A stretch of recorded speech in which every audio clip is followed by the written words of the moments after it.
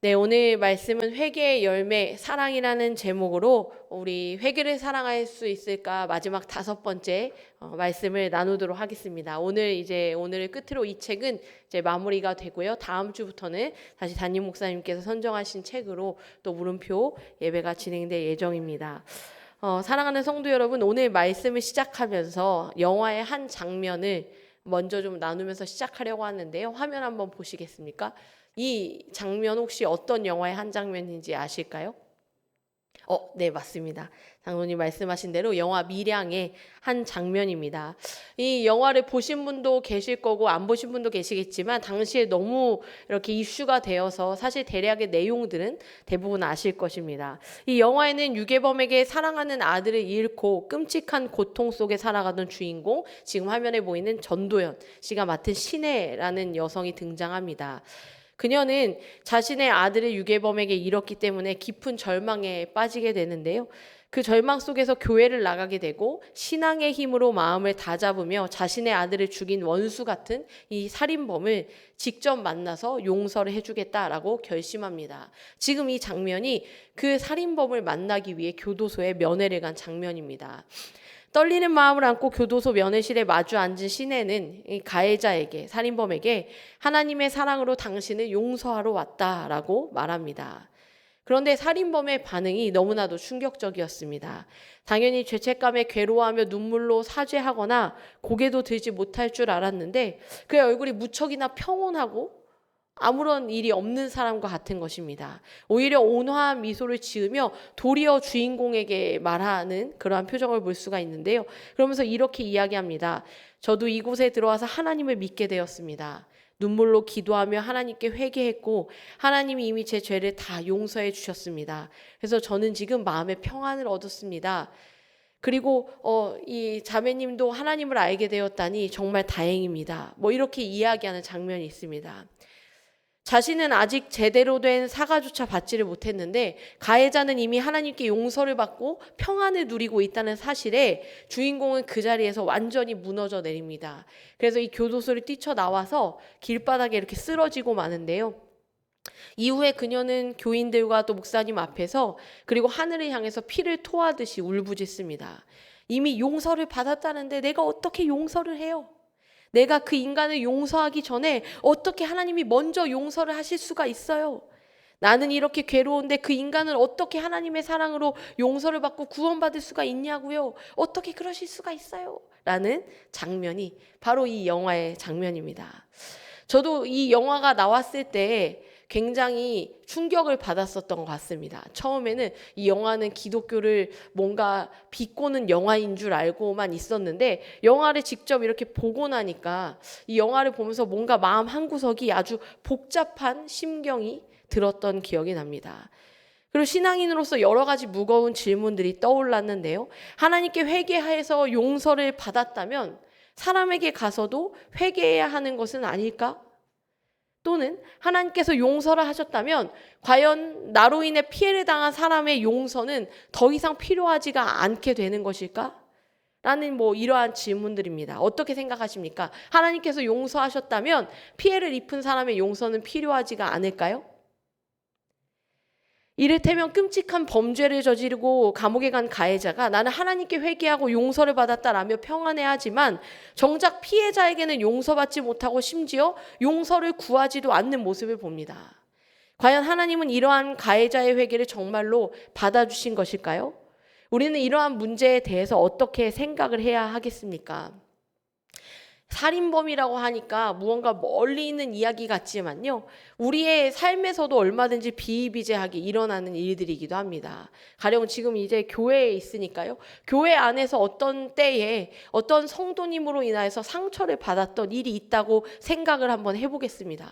근데 그 성도님께 직접적으로 용서를 구하는 사죄하는 그러한 이야기를 들어본 기억이 없는 겁니다.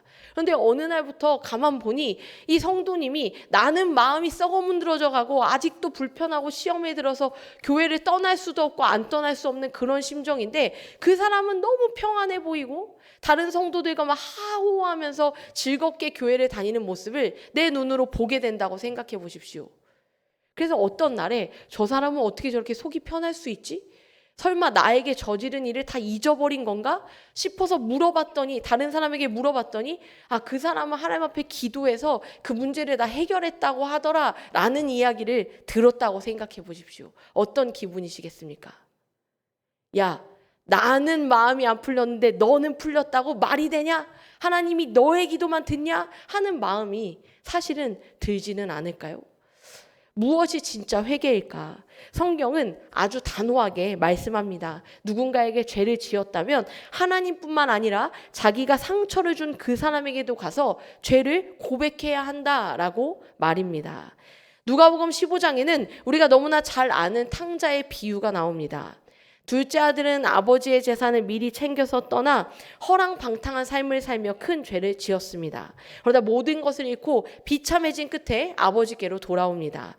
그때 아들이 아버지에게 누가복음 15장 21절에서 이렇게 고백합니다. 아들이 이르되 아버지, 내가 하늘과 아버지께 죄를 지었사오니 지금부터는 아버지의 아들이라 일컬음을 감당하지 못하겠나이다.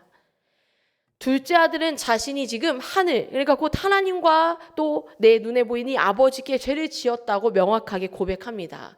즉 이 아들은 하나님뿐만 아니라 나의 행동으로 인해 직접적인 피해, 상처, 아픔을 겪게 된 이 아버지에게도 철저히 회개하고 있는 것입니다. 성경은 죄 지은 사람이 단순히 하나님께만 회개하면 모든 것이 끝난다고 말하지 않습니다. 하나님과 더불어 상대방에게도 회개할 것을 모범으로 예시로 보여줍니다.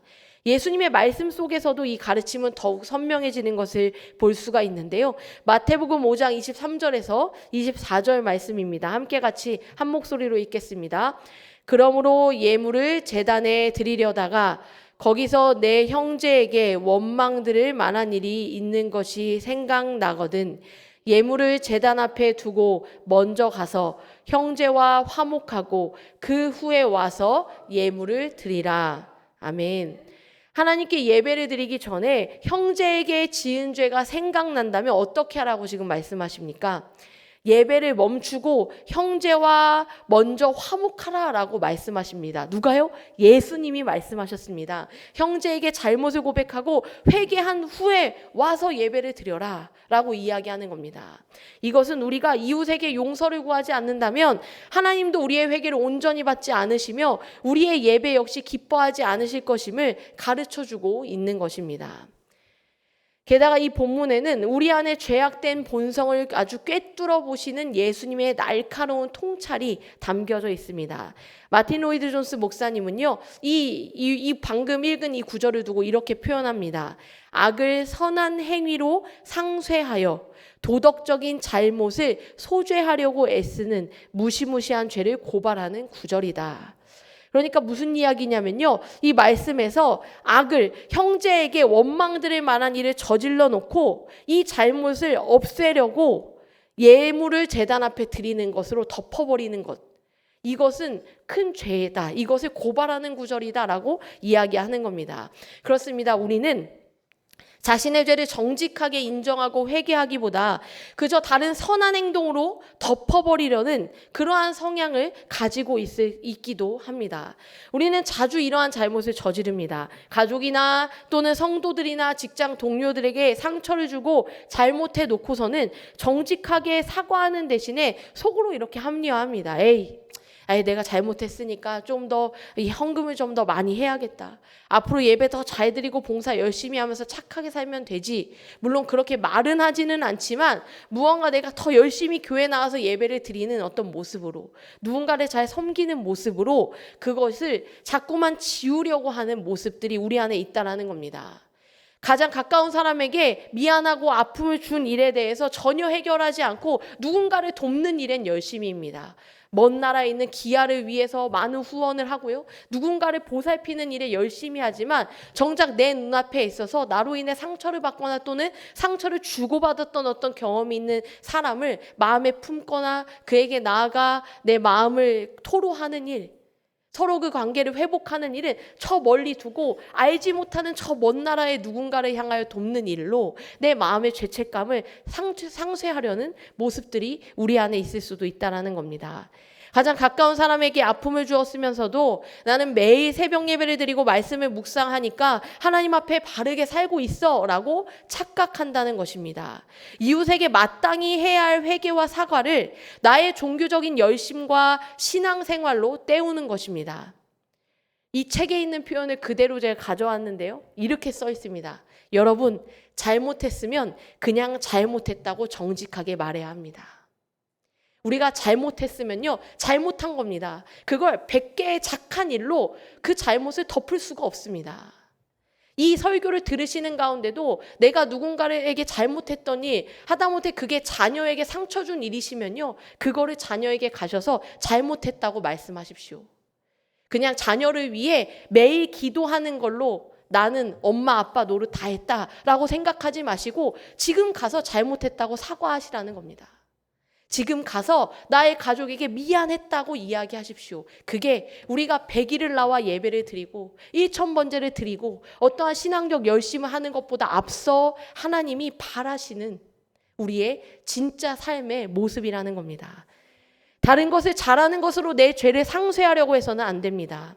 하나님은 이러한 위선에 진노하십니다. 이웃에게 지은 죄를 고백하지 않고 숨기는 것을 미워하십니다. 우리는 징계가 두려워서가 아니라 하나님과 이웃과의 관계 회복을 위해 정직하게 죄를 고백해야 합니다. 이웃에게 회개하지 않는다면 하나님도 우리를 용서하지 않으실 것입니다. 다만 여기에도 지혜가 필요합니다. 혹시 오해를 하실 수도 있을까 봐 좀 더 덧붙인다면 이웃에게 범죄를 했을지라도 상대방이 알지 못하고 나만 알고 있는, 상대방을 향하여 범죄한 일인데 상대방은 알지 못하는 그러한 은밀한 죄까지 굳이 다 드러내어 그 사람을 괴롭게 할 필요는 없다는 것입니다. 예를 들어서 내가 너의 돈을 훔쳤어, 미안해, 용서해줘 라는 고백은 반드시 필요합니다. 돈이 없어진 건 알 테니까요. 하지만 내가 속으로 너를 보며 음란한 생각을 했어, 음란한 마음을 품었어, 미안해와 같은 고백은 어떨까요? 이는 알고 싶은 이야기가 아닙니다. 적절하지도 않고 상대방에 대한 배려도 없는, 다만 그냥 이기적인 마음 덜기일 뿐 참된 회개라고 할 수는 없다는 것입니다. 저도 이런 상처 때문에 교회에 왔던 청년을 만난 적이 있는데요. 우리가 이름만 말하면 다 아실 법한 아주 크고 유명한 교회입니다. 그 교회는 서로 죄를 토로하는 것이 아주 익숙한 교회라서 단상에서도 성도들이 죄를 고백하기도 하는 그러한 교회이고 TV에도 많이 나옵니다. 저희 교회에도 어떤 한 청년이 그 교회에 다니다가 제가 섬겼던 교회로 왔는데요. 제가 어느 교회에 있었냐 했더니 그 교회에 있었다고 하더라고요. 그래서 제가 물었습니다. 아니 그 교회에서 되게 잘 신앙생활 했을 것 같은데 어쩌다가 교회를 옮기게 되었어요? 라고 제가 이렇게 질문했습니다. 그랬더니 이 말을 똑같이 하더라고요. 어떤 날에 소그룹 모임을 하는데 어떤 한 형제가 저에게 그런 얘기를 하는 거예요. 내가 정말 너에게 사죄할 것이 있어. 내가 속으로 너를 품고 음란한 생각을 했어. 라는 이야기를 했다는 겁니다. 정말 미안해. 내가 하나님 앞에도 회개 기도를 했어. 근데 그 말을 듣고 나니까요. 그 형제를 볼 수가 없었다는 겁니다. 그 형제가 도저히 나의 공동체라는 생각이 들지 않았다는 겁니다. 추악하고 더럽고 기분 나쁘고 불쾌할 뿐만 아니라 이기적인 사탄 마귀같이 보이더랍니다. 그래서 더 이상 그 교회를 다닐 수가 없어서 멀리, 정말 멀리 떠나왔습니다. 상대방에 대한 배려가 없는, 그저 나의 또한 어떤 죄책감을 덜기 위한 그러한 회개도 참된 회개는 될 수가 없습니다. 더 나아가 이웃을 향한 회개는요, 단순히 입술의 고백으로 끝나서도 안 됩니다. 도둑질을 해놓고 도둑질해서 너무 죄송해요, 용서해 주세요 라고 말만 하면 끝일까요? 아닙니다. 실제로 배상을 해야 합니다. 제가 목사고시를 볼 때 저희 교단 목사고시 내용에도 나오는데요. 저희 교단에도 그 교단의 그 역사의 신학 내용 안에 이러한 내용이 있습니다. 그 회개를 해야 할 때 어떻게 회개하느냐, 통회 자복하고 또 배상하라는 내용이 우리 교단의 어떤 기록에도 분명히 나와 있는데요. 그 교단의 이야기뿐만 아니라 성경에도 분명하게 이 배상에 대해서 명령합니다. 레위기 6장 4절에서 5절입니다. 이는 죄를 범하였고 죄가 있는 자니 그 훔친 것이나 착취한 것이나 맡은 것이나 잃은 물건을 주운 것이나 그 거짓 맹세한 모든 물건을 돌려보내되 곧 그 본래 물건의 5분의 1을 더하여 돌려보낼 것이니 그 죄가 드러나는 날에 그 임자에게 줄 것이요 라고 되어 있습니다. 그 본래 물건의 5분의 1을 더하여 돌려보낸다. 성경은 남의 것을 훔치거나 착취했다면 본래 물건의 5분의 1을 더하여 돌려보내라고 말합니다.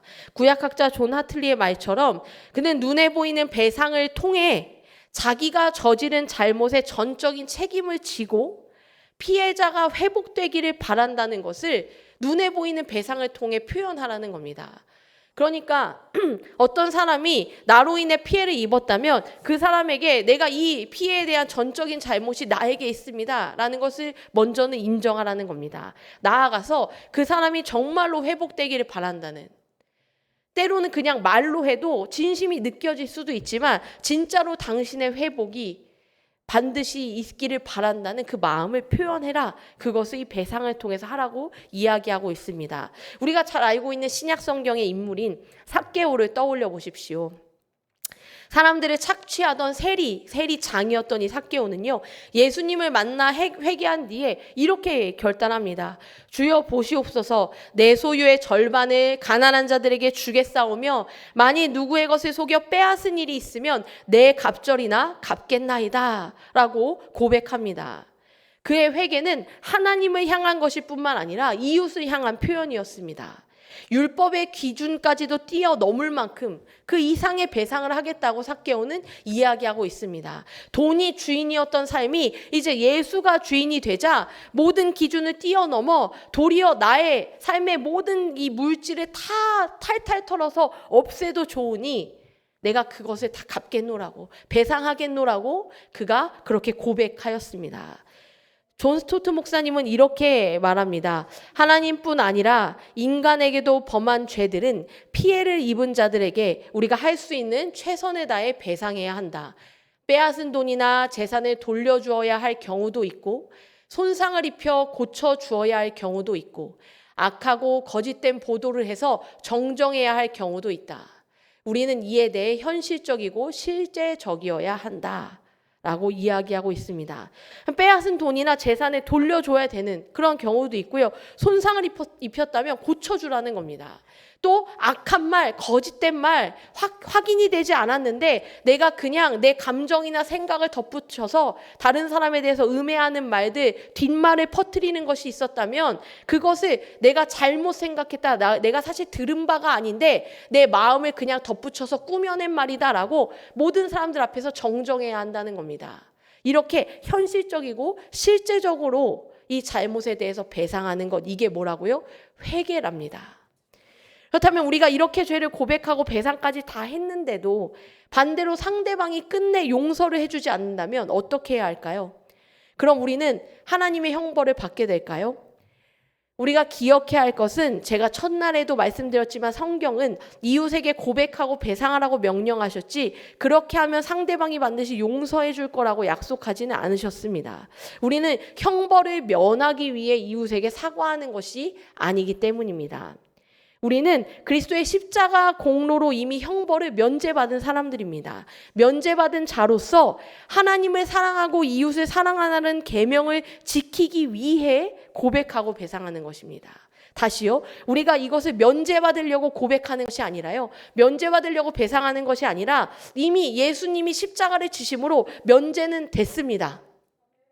근데 그 면제받은 사람, 죄사함을 받은 사람은요, 뭐가 있어야 되냐면 하나님을 사랑하는 그 삶이 따라와야 되고 이웃을 사랑하는 삶이 따라와야 한다는 겁니다. 그게 죄사함을 받은 자가, 예수께서 나를 위해 죽으셨지 그것을 아는 자가, 그 은혜를 아는 자가 마땅히 하는 것이 바로 이것이라는 겁니다. 하나님 사랑, 이웃 사랑.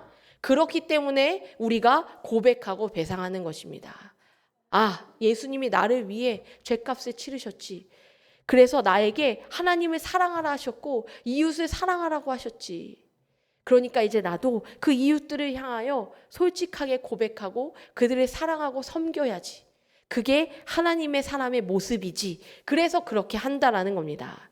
따라서 우리는 자신을 낮추며 겸손히 사과하고 은밀하게는 상대방의 마음에 하나님의 은혜가 임하여서 나를 용서할 수 있기를 또한 조용히 기도하고, 무엇보다 그 피해를 입은 사람이, 나 때문에 상처를 입은 사람이 완전하고 충만하게 회복되기를 또한 간절히 기도해야 합니다. 이 세 가지가 필요합니다. 겸손히 사과하는 일, 그리고 그가 나를 용서하는 일은 내가 강요할 수 없으니 하나님 그의 마음에 용서의 마음을 주십시오. 제가 자격이 없지만 그의 마음에 저를 용서할 마음을 주십시오. 나아가서 그가 상처받은 것이 회복되어서 그가 하나님 앞에 나아가는 일에 거리낌이 없도록, 예배를 드릴 때 기쁨이 찾아오도록 인도해 주십시오라고 기도해야 한다는 것입니다.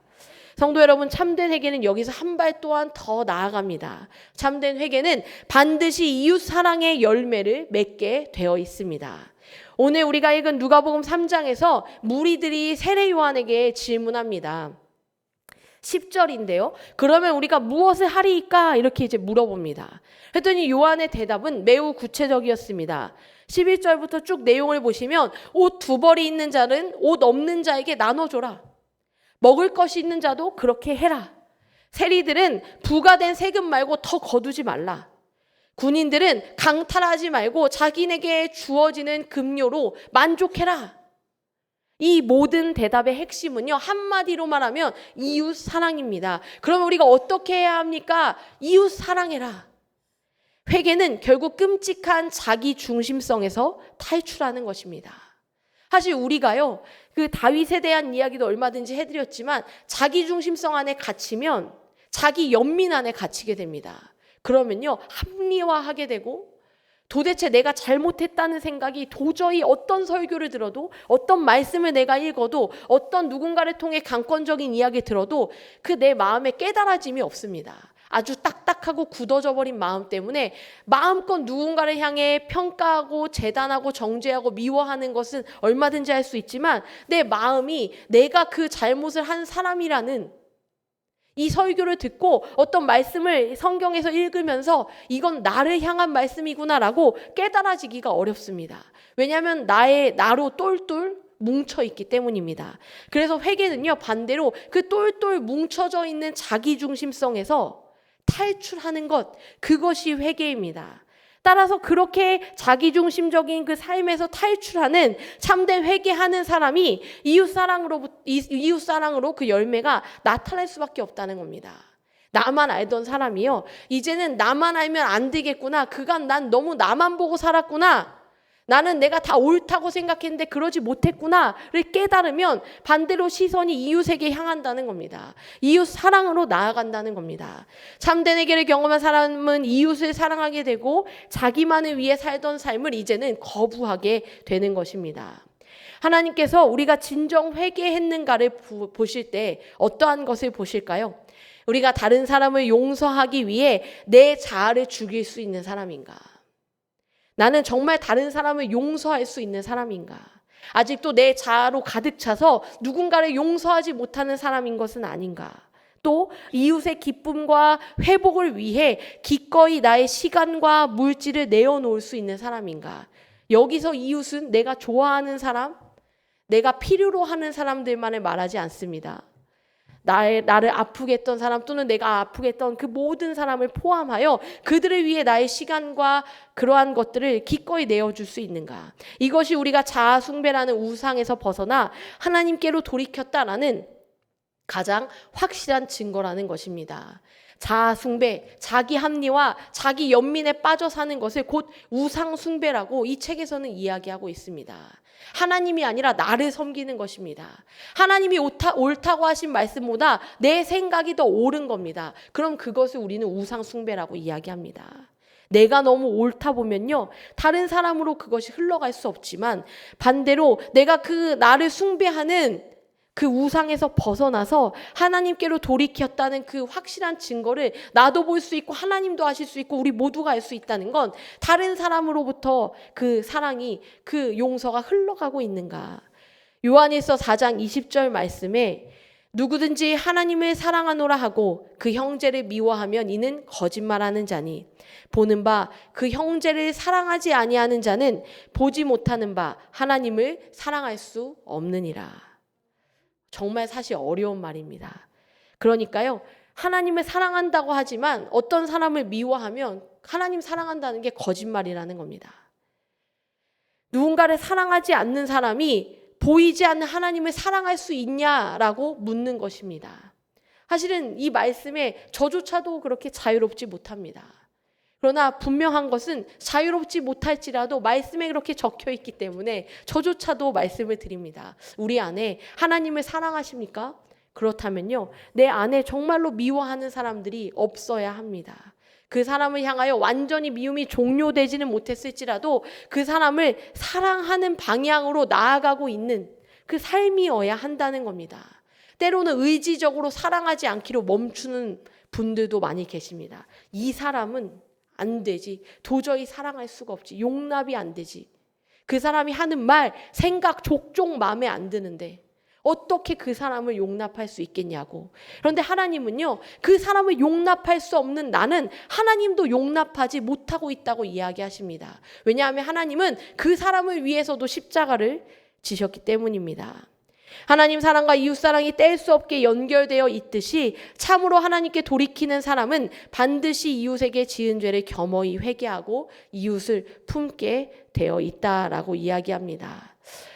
이제 지난 5주간 나누었던 회개에 대한 긴 여정을 마무리하려고 합니다. 정말 힘든 여정이셨죠? 제목은 회개를 사랑할 수 있을까라고 하지만 어떤 때는 기분도 막 나쁘실 수도 있고 불편하셨을 수도 있습니다. 저도 설교를 하면서 이렇게 많이 왔다 갔다 눈을 바꾼 적이 없는데요. 왜냐하면 혹시라도 오해하실까 봐 저도 여기서부터 여기까지를 계속 보면서 말씀을 전할 만큼 이 책의 내용은 사실 어디에 숨을 수 없는 굉장히 날카로운 이야기를 아주 얇은 책이지만 담고 있습니다.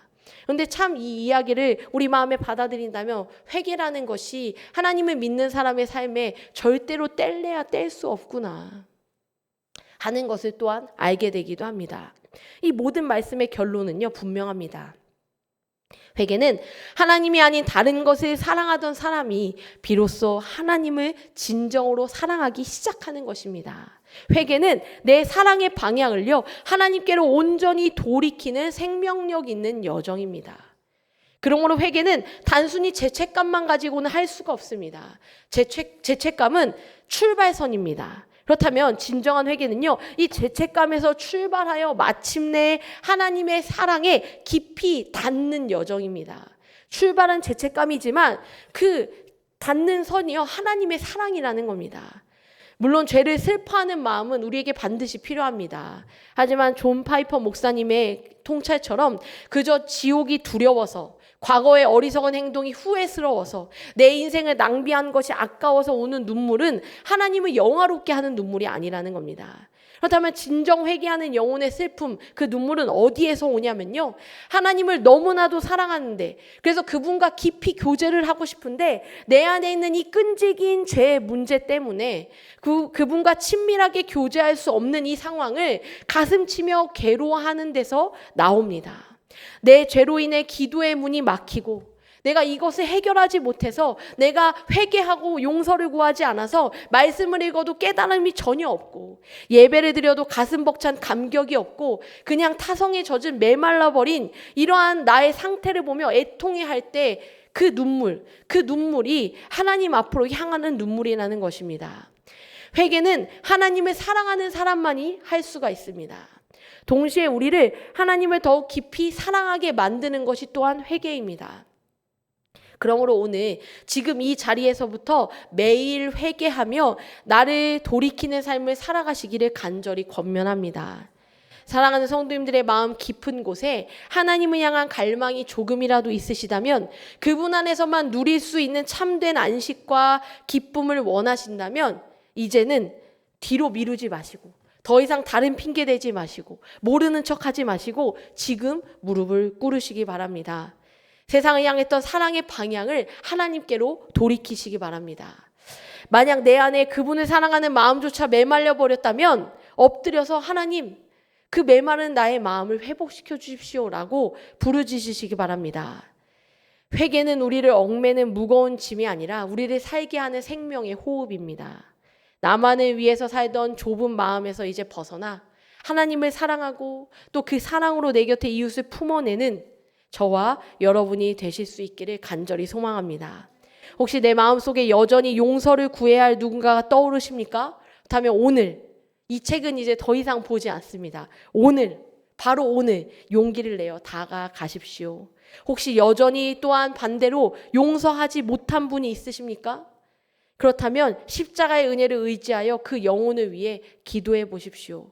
주님께서 우리 모두에게 회개에 합당한 사랑의 열매를 그렇게 맺게 하실 줄을 믿습니다.